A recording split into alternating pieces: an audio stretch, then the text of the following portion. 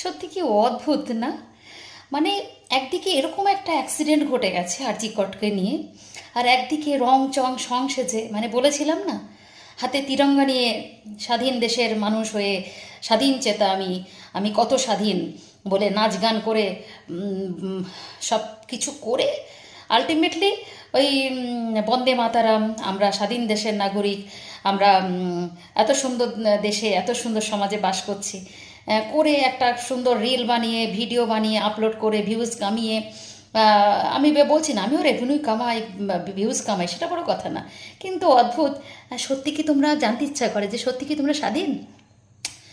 মানে ওই তো সব কিছু করে এসে বাইরে রিল ফিল বানিয়ে ভিডিও করে আলটিমেটলি তো সেই ঘরে সেই আবার সেম জায়গায় পৌঁছিয়ে যাও, মানে সেই পরাধীন।